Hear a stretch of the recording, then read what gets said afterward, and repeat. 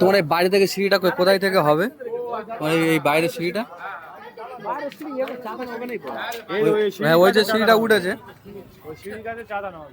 ওই যে সিঁড়িটা উঠেছে মানে ওই আর এই যে গর্তটা এখান থেকে ডাইরেক্ট উঠবে না ওই ওর ভিতর থেকে হবে? না না, সিঁড়ি পাশ থেকে হবে এই পারে। হ্যাঁ, ও ফের বাড়াবে এই নিচেই থেকে বাড়াবে, এই যে রেলিং হবে ওই উপরে যেটা করতে দে। নিচে বাড়াবে?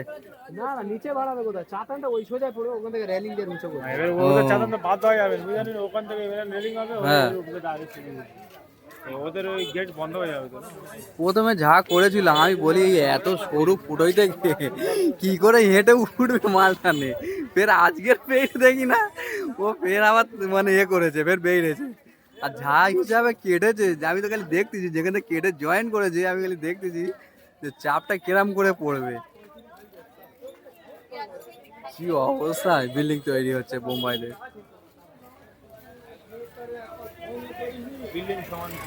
হ্যাঁ, এই বিল্ডিং এর সমান হয়ে গেছে এই 5 তলা।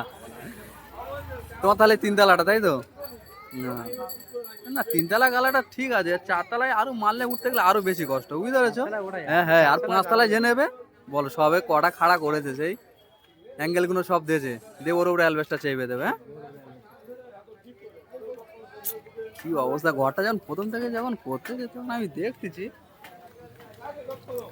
দরজাগুলো সব একদিকে করলে ঠিক আছে, তোমার দরজাটা এইদিকে করেছে, ওই দরজাটা ওইদিকে করেছে, দেখেছো?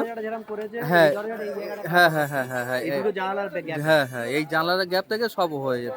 আর এইদিকের এই লম্বা জায়গাটা তুমি পুরো ফারাগত পেয়ে যেতে মালটাল পুরো করার জন্য, পুরো সব।